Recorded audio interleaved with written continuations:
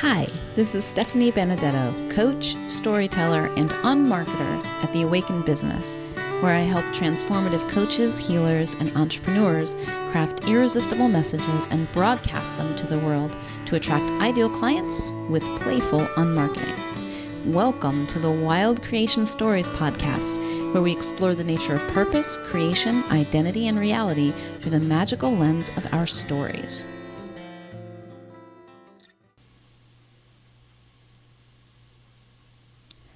Once there was a weaver who was known in her village for being a little unruly. Her work was beautiful, the villagers said, but she had a rebellious nature.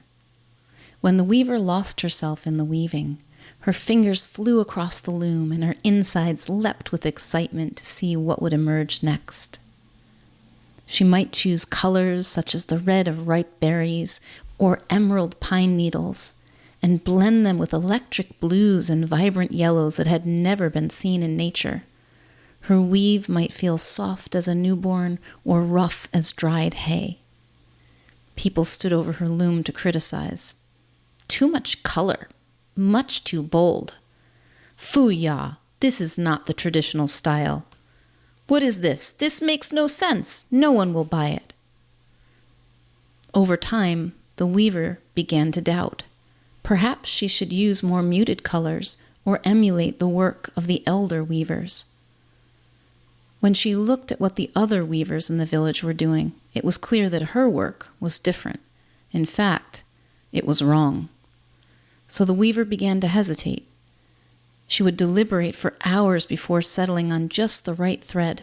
The more she worried, the less she wove, until finally she stood paralyzed and immobile before her loom.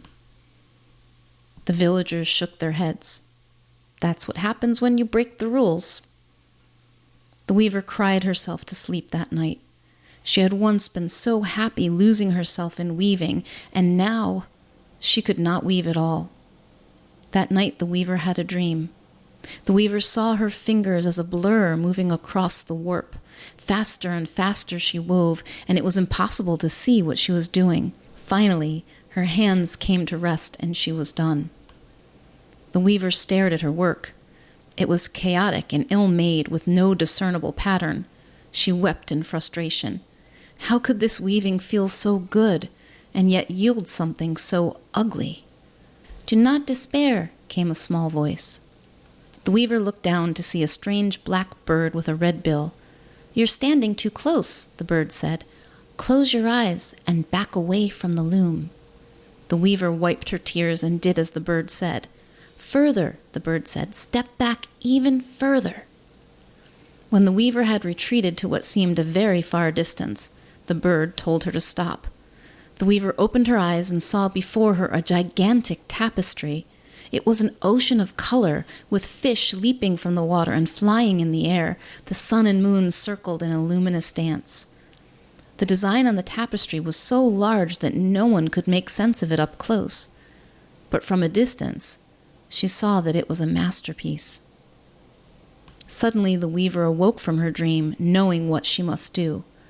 From that day forward, she worked the loom with nary a thought for the outcome. She simply followed her fingers and did what they told her. The colors and patterns came without trying or without thinking.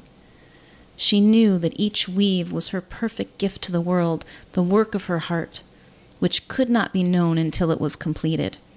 Her only task was to show up and let the tapestry weave itself through her.